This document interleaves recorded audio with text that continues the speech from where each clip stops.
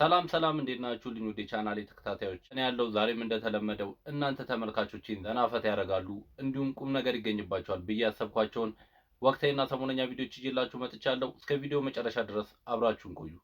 ከዛ በፊት ግን ቻናላችንን ሰብስክራይብ ያላደረጋችሁ ሰብስክራይብ እያደረጋችሁ ቤተሰቡኑ እንዲሁም ይሄን ቪዲዮ በላይክ ጀምሩት። ያላችሁን ሐሳብ አስተያየት ኮሜንት ላይ ጻፉልኝ። ወደ መጀመሪያው ቪዲዮ እንለፍ። በትዝታ መነማንኩኝ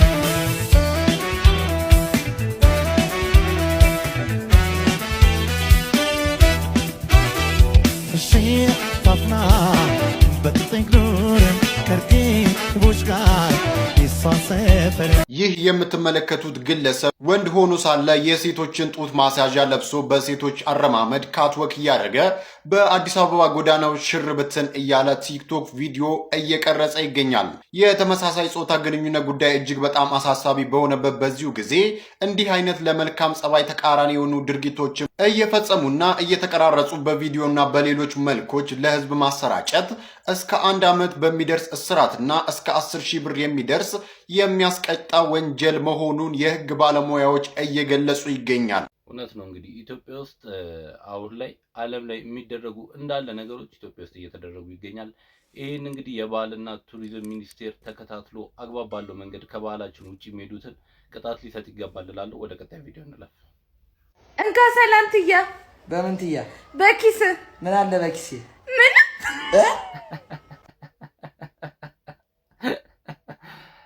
በዚህ ጊዜ አብዛኛው ወጣት ኪስ ውስጥ ምንም ብር የለም። ሴቶቹ ራሱ ሊያወሩ ፍቃደኛ አይደሉም። በቃ ብር ከሌለ ማንም የሚያወራ የለም። ሳልፈዋ አለፍ እኔ ሱል ወንጀል አሳልፍ ብቻውን አራቱን ደርድሮታል። አይታችሁታል? እርግጠኛ ነኝ ሚስቶች ነው የሚሆኑት። እንዴት ቻልካቸው? አንድ ወንድ ለአራት ሴት አይከብድም? አትታለል አትታለል አትታለል አትታለል። የኛ ሀገር ዳንሰኞች ማለት ነው ኪል ባለ ቁጥር እየተነሳችሁ የምትዝለገለጉትን ነገር አቁሙ። ምንድነው በሁሉም ሳውንድ ነው እንደምትደንሱት? የፈረደበት ካርጎ ሱሪ ያለ በቃ እሱ ላያችሁ ላይ እንደ ዝናብ ሱሪ ይወዛወዛል። ቀጥ ያለው ዳንስ ደንሱ፣ ውሃ የሚያነሳ ዳንስ። ምንድነው ባገኙት ዘፈን ባገኙት ድምጽ መዝለግለግ? በፈጣሪ ስም ረፉ። በቃ ቀጥ ያለው ዳንስ ደንሱ። ኤኒዌይስ መነጽሬን ከወደዳችሁት ዴም አድርጉልኝ፣ ኤፌክቱን ፌቨራይት አድርጉት። በአሁን ሰዓት ላይ ዳንሰኞች ማለት ነው ሰፋፊ ሱሪ አይታችሁ ከሆነ ሰፋፊ ሱሪ ጉልበቱ አካባቢ ኪስ ያለው ሱሪ ምናምን ካላረጉ ዳንሰኛ ናቸው የሚባሉ አይመስላችሁም። እንዳለ የሚያደርጉት እሱ ልብስ ነውና ምንድነው እሱ ልብስ ካልተለበሰ ዳንሰኛ መሆን አይቻልም። አንዳንዴ ለየት ብላችሁ በመምጣት የሰውን ቀልብ ለመሳብ ሞክሩላለሁ። ወደ ቀጣይ ቪዲዮ እንላለን። ሰላም ነው ወይ ጸጉር ነሽ እንዴ ማለት ሳያት አበጠራት እያለኝ ነው።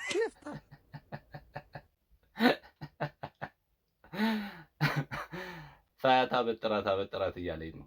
ያንተስ ከፋ። ማዘር ልክ ጥሩ እንቅልፍ ላይ ሰው ቢዱ ጎጃሜን ትመጫለሽ በልሜ ወዴ ነይ አለም ነይ። አብዛኛው የኢትዮጵያ ማዘሮች ግን አንድ አይነቶች ናቸው። ይሄ ነገር እኔንም ገጥሞኛል እና ይገርምሻል። እኔ በቃ ሚሊዮነር ነኝና አሁን ራሱ ጅቡቲ ላይ ራሱ ማለት ነው 7 ኮንቴነር አለኝ ያልገባ ዘይት 7 ኮንቴነር ዘይት። እስቲ አንዴ ስልክህን አስደውለኝ። እንኪ በእናትሽ ውስጥ ያለው ብር ራሱ አላልክ ብሎኛል። ራናዌይ በቴሌ ብር የወሰዱት ብድር የመክፈያ ቀነ ገደብ አልፏል። በአፋጣኝ ራናዌይ የቴሌ ብር ብድርን ሳከፍል ነው ይሁሉ ስሰክስ የነበረው። መጀመሪያ ቅድሚያ የቴሌ ብር ዕዳን ክፈል። አዎ ላምበረት ገርሻም ሰው ልጠይቅ ሰላም ነው ነበር ሰላም አለ እንትን ላምበረት ይሄ ነው እንዴ? ላምበረት ዚህ ታረላሙስ በረት ፊት አለ የለም እኮ ታይ ቤትና ህንጻ ሰው ብቻ ላሙ በረት ፊት አለ። ለዚህ ሀገር ፈልገው እሺ ጫት መቆም አለበት።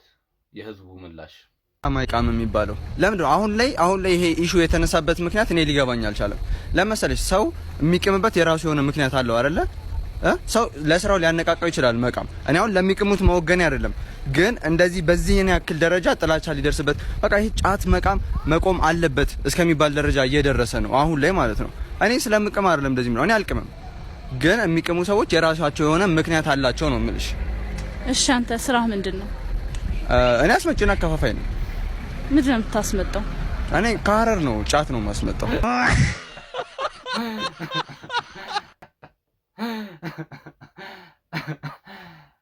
መጀመሪያም ጠርጥሬ ነበር ጫት ኢምፖርት ኤክስፖርት ላይ እንደምሰራ። የነሽ ቤት ሰራተኛ ማለት አባ አሁን አንቺ ስራ ትችያለሽ? ሞኮሮኒ አሞኖኩራለሁ፣ ሩዝ አሮዝዛለሁ፣ ፓስታ ፖስታለሁ፣ ስጋ ደግሞ አሰጋለሁ። ለህይወቴ ራሱ ታሰጊያለሽ አንቺ። አዎ በጣም ነው የምታሰጊው። ፓስታ ፖስታለሁ እስቲ የሆነ ፌስቡክ ላይ ወይ ኢንስታግራም ላይ ምናምን የምትለቂው ነው የሚመስለው እንጂ በድስት የምትሰሪው ያመስል።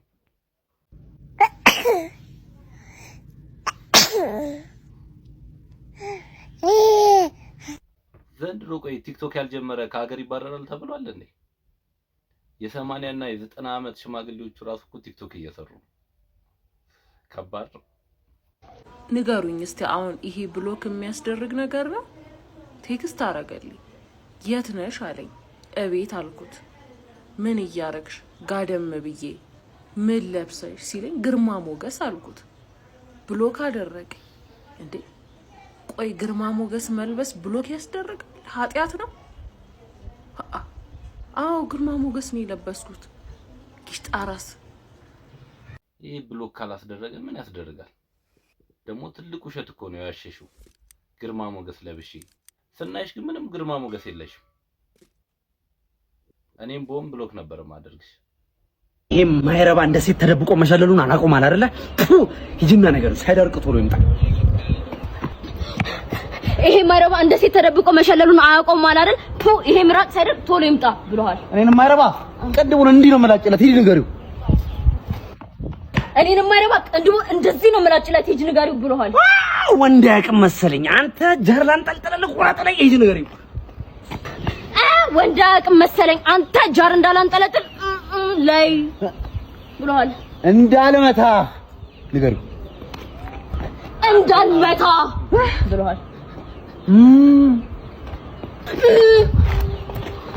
ሻላላላ ቡቲካ ምን ይሄ ነው? ብራዘር ትቆያላችሁ እንዴ? ማለት እንዴ ወይ ካልሆነ ተገናኙና ተጣሉ። እኔ ወሬ አመላላሽ ምን አይነቱ ነው እንዴ? እውነቷን ነው እንጂ ወንድ ልጆች አይደላችሁ እንዴ? ምንድነው እንደዚህ ከዚህ ወሬ ማቀባበል? ሄዳችሁ ተጣሉ፣ እንደ ወንድ ልጅ ተደባደቡ እንጂ የሮፍናን መንፈስ ይጋባብህ። አሃ ሄሌ ካንተ ግን መቼ ነው የቤት ኪራይ የምከፍለኝ? ጋሽዬ ጋሻለም ጋሺቱ ተው ካንተ ነው ምንም አይነት አክብሮት አልፈልግም። አሁን ገንዘብ ይስጠኝ ነው። ዛሬ ተጨቃጨቁኝ በጠዋቱ። ይኸውልህ እኔ ምንም ካልሰጠኸኝ እዚህ ቤት አገባትም አልኩህ እኮ በቃ። አታዩኝም ወይ እንዲህ ተጎሳቁዬ ስቲፍ መስዬ? ምን ከሳ እንዴ? አሁን ከስቻለሁ ለማለት ነው። እኔ እኮ ምንም ለአንተ መራራቱን ትቻለሁ። ሰምተሃል? ልቦት ቢራራልኝ ምን ነው? ትንሽ ጊዜ ስጡኝ በቅርቡ ከፍላለሁ። ቆይ እንደዚህ እያልከኝ ቆይ እንዴ ለምን አሁን አንተ ያው በርሶ እምላለው ጋሽዬ ሙቱ። ምንም አንልም። ከጊልዶ አይን ይሰውርህ። እግራችን ላይ ብዙ ጸጉር ከታየ ሀብታም ነው የምትሆኑት ምናምን እያላችሁ የምትሰክሱን ሰዎች የታል ሀብቱ?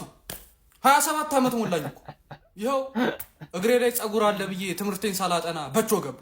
ተገቢ ነው ወይ እንዲህ የማይሆን ጥቅስ እያገናኛችሁ የምታወሩ ሰዎች?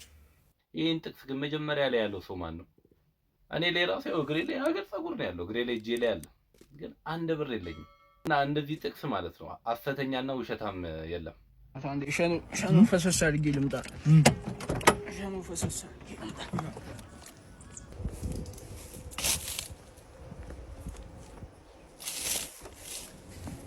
መርቅ ነው እንምላችሁ መሽኑ እዚህ ጋር ጥያለሁ። እንዴ ሲፈልግ ያንን ደስ ገባሽ እንትን ገብታ ነበር እዛ ጥላው እንደ ደውልሽ ነበር የመጡት መንገድ ላይ ጥላው በቃ ባለፈው ሽንት ቤት ጥላህ እንዳገኘው ደውል።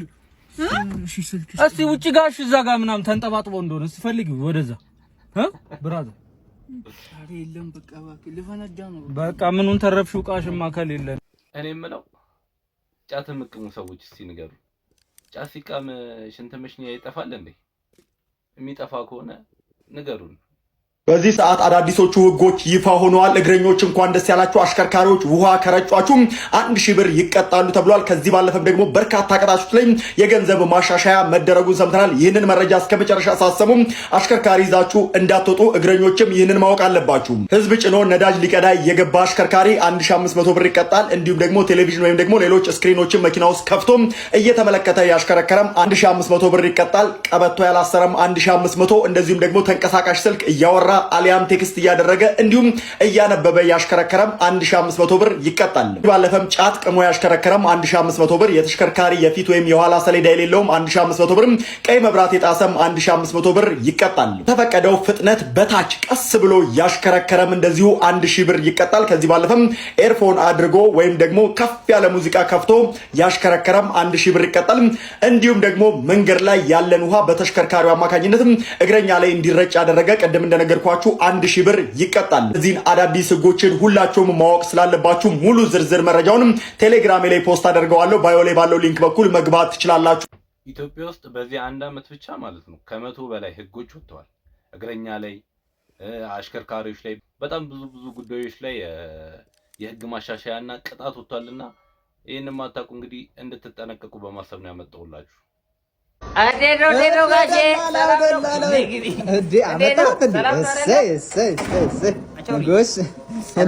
ጋሼ ምንድን ነው የምጎሽማት? ለእኔ አይደል ያመጣው?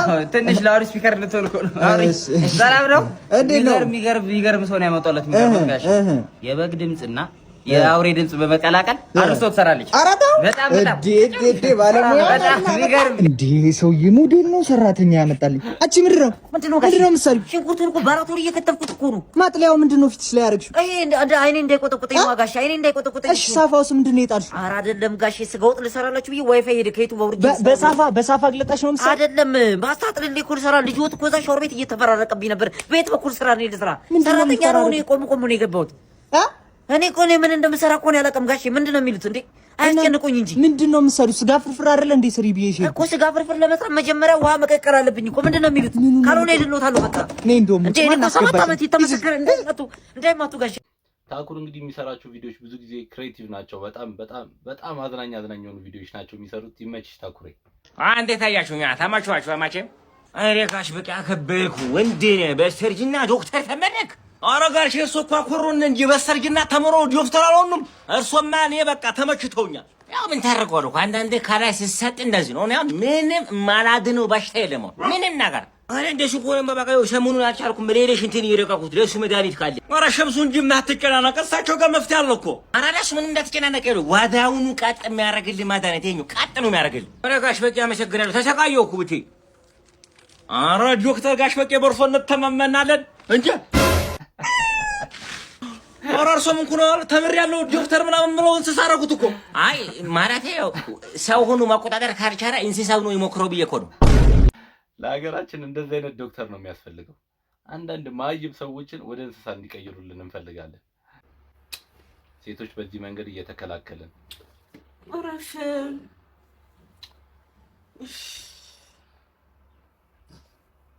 ታዋልኳር እንዴ በእናትህ ረፍ ልተኛበት። በጣም ደክሞኛል ቤብ። በማርያም ረፍ። አንተ አሰማም እንዴ ልተኛበት። በጣም ደክሞኛል ጌታ። አልተኛውም ትላንት ማታ ራሱ።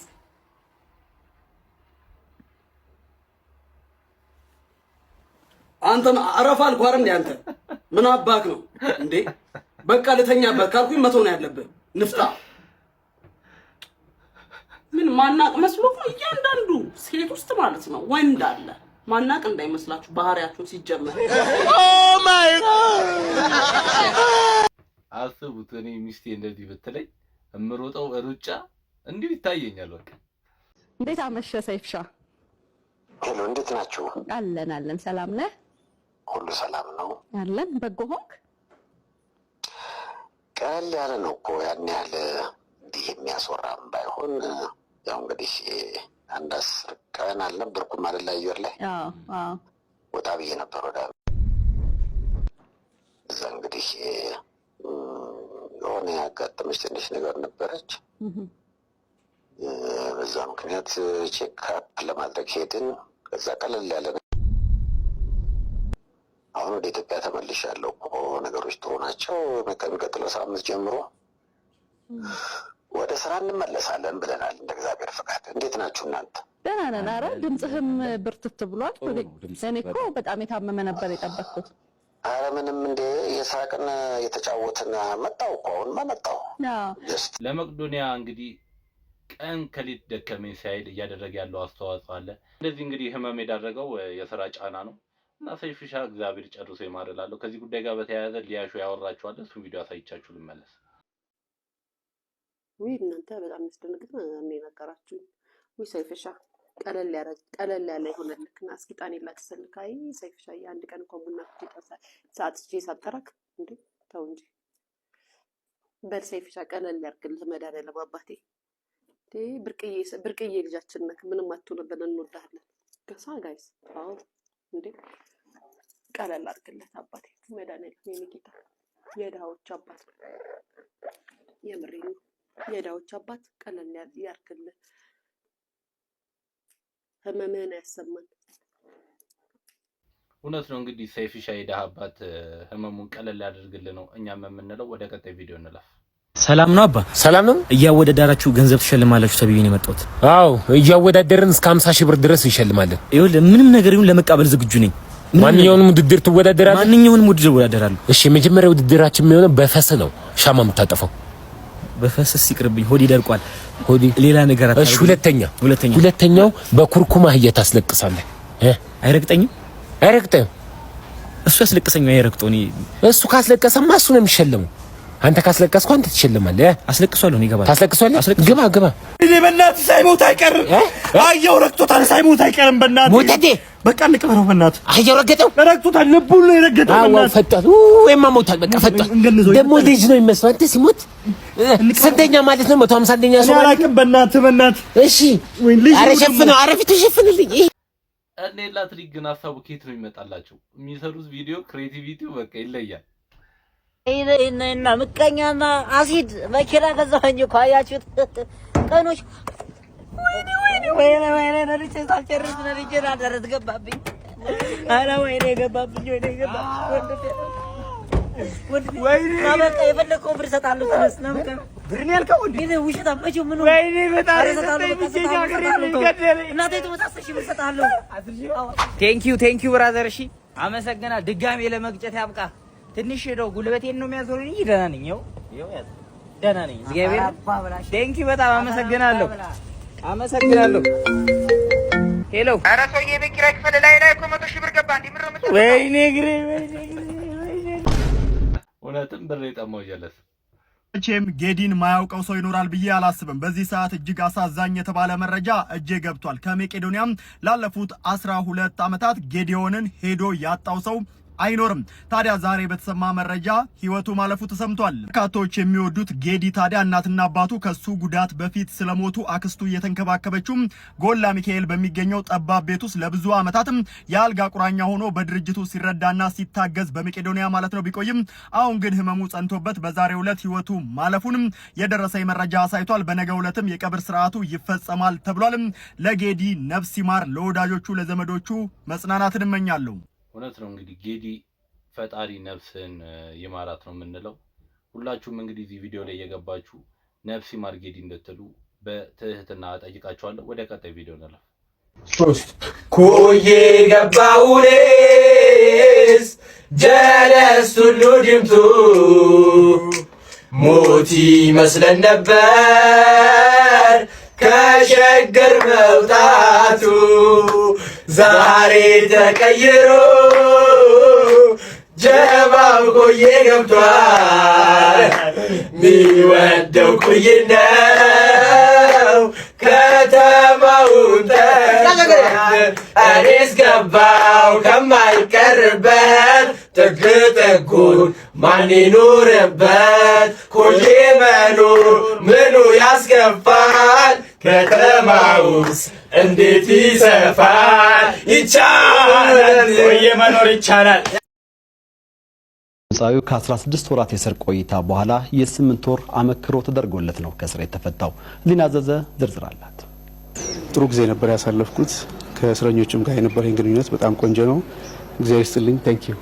በቸልተኝነት ሰው በመግደል ወንጀል ተከሶ ነበር ድምፃዊ ቴዎድሮስ ካሳሁን ወይም ቴዲ አፍሮ በ2000 ዓ.ም ሚያዝያ 8 ወደ ማረሚያ ቤት የገባው። ቴዲያችን እንግዲህ የሰው ነፍስ አጥፍተሃል ተብሎ ከታሰረ ድፍን 17 ዓመት ሞልቶታል። እና ተመልካቾቼ ይህ ቪዲዮ አሁን ላይ ሶሻል ሚዲያ ላይ እንደ አዲስ እየተዘዋወረ ይገኛል። ለዛ ነው ላጋራችሁ የፈለኩት። ወደ ቀጣይ ቪዲዮ እንለፍ። አልቃቸው ዘነበ እንዳልክ አየኝ። እግዚአብሔር ሪከርድ አሉ። ጌታን የምሬን አንድ ሳልደብቅ ነው የምነግራችሁ፣ አንድ ሳልዋሽ ነው የምነግራችሁ። አየኝ እንዳልክና እንዲህ አለኝ። እግዚአብሔርን ነው የምላችሁ።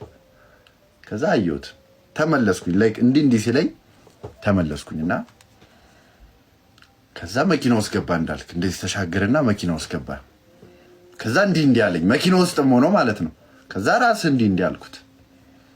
ከዛ መኪናውን ወደኋላ አድርጎ ምናምን አለ መኪናውን ሹፌሩን ማለት ነው። ከዛ ወደኋላ መጡ መኪናውን እንደዚህ እኔ ቆንኩ። ከዛ ቆንኩ ያየሁት። ከዛ ባሮክም ዮኒም ብለው መጡ እኔ ጋር ማለት ነው።